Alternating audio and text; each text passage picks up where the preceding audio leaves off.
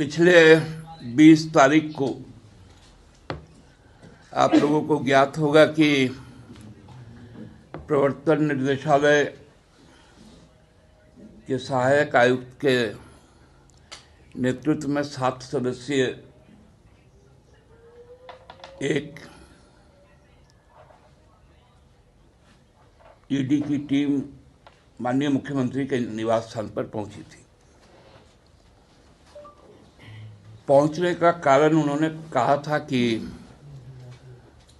जो ECIR 25/22 का है उस संबंध में उनको कुछ जानकारी चाहिए और उनका बयान दर्ज करना था। लोग आए भी, 7 घंटा रहे, 17-18 सवाल किए गए जो ज़्यादातर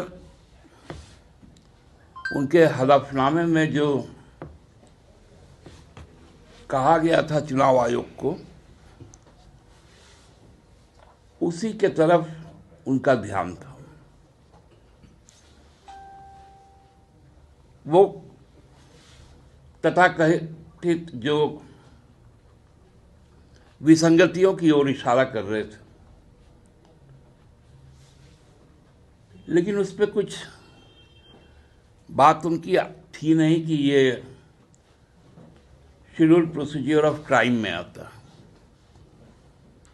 क्योंकि उनका जो संबंध था वो PMLA की धारा 50 के तहत प्रोसीडिंग्स ऑफ क्राइम का था, जो उस दायरे में आता ही नहीं था। तब उन लोगों ने एक बरगाई की जमीन की चर्चा की,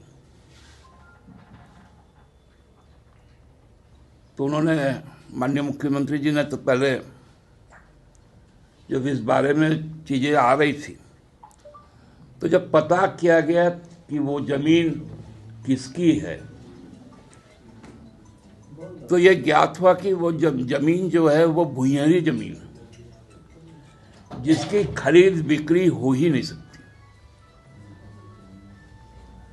लेकिन वहाँ पर लगभग 50-60 साल से जो पाहन लोग हैं वहाँ के, उनके कब्जे में।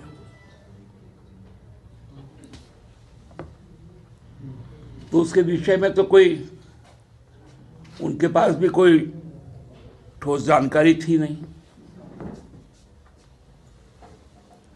अभी पिछले दिनों में जो फिर से एक समन हुआ कि भाई आप 31 तारीख तक हमारे कुछ और क्वेरीज हैं, उस पर आपका हमको स्टेटमेंट लेना है, तो इससे कहीं कोई हम लोगों को दिक्कत भी नहीं है। माननीय मुख्यमंत्री जी ने उनको यह बता दिया है कि भाई आप 31 तारीख को दिन के 1 बजे उनके जो आवास है वहां पर आ जाए और जो जानकारियां उनको चाहिए वो दर्ज कर लें। चुनाव आयोग में जो ब्यौरा दर्ज है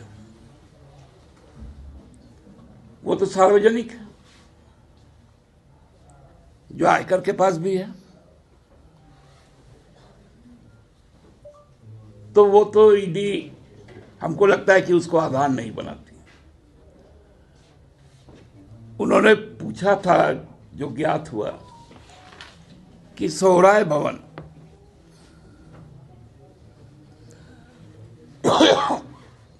में जो ट्रांजैक्शन हुए 2018 से 22 के बीच,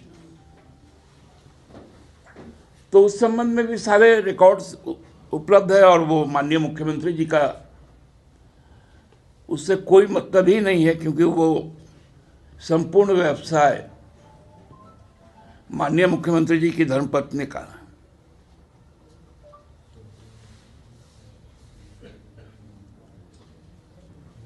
ये मतलब जब कहीं से भी कोई चीजें बनती नहीं है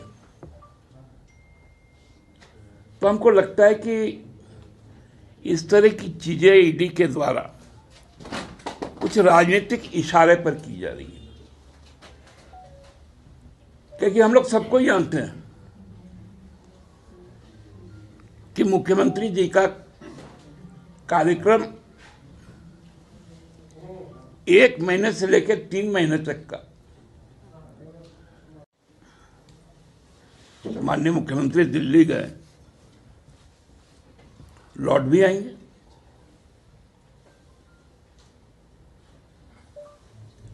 और 31 तारीख को तो 1 बजे उनको बुलाया ही गया, जब आप ही ने कहा था कि आप 29 से 31 के बीच में, तो हम तो तैयार हैं 31 को। आपने पूछा था कि स्थान बताइएगा,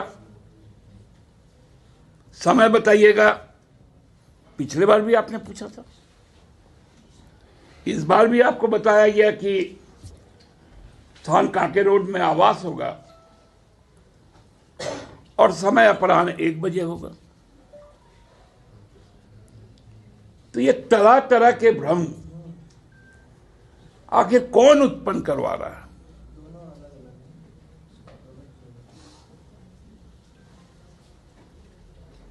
लगातार 2-3 दिनों से राज्य की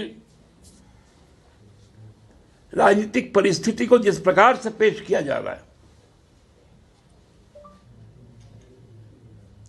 ये लोकतांत्रिक मूल्यों के खिलाफ है। बता इस बात को कहते हैं, हमसे जो भी राजनीतिक मतभेद है उसमें लोगों के बीच जाइए, लोगों के बीच तो आप जा नहीं सकते, इसलिए आप अपनी एजेंसी को आगे कर रहे हैं आधारहीन बातों पर।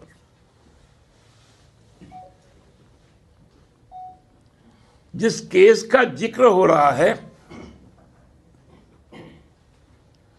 वो सरकारी रिकॉर्ड में भुइयारी दर्ज है।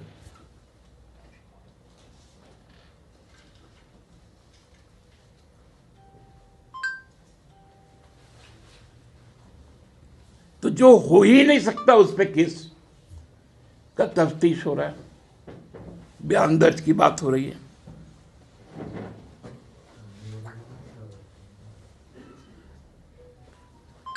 फिर भी हम लोग कहते हैं आपको आना है आइए, लेकिन प्रोपोगेंडा बंद कीजिए। ये मीडिया में एक बहुत अजीब शब्द घूम रहा है, सूत्र बता रहे, sources said. Who is source?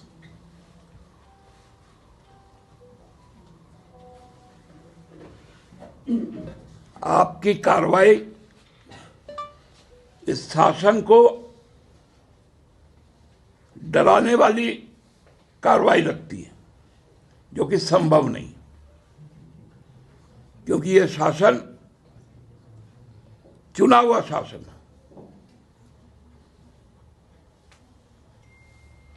इसलिए एक आप लोगों से भी निवेदन है कि 31 तारीख को 1 बजे के बाद आप लोग अपना अपना अनुमान लगाइएगा। कृपया राज्य के माहौल को, क्योंकि आप जिम्मेवार लोग हैं,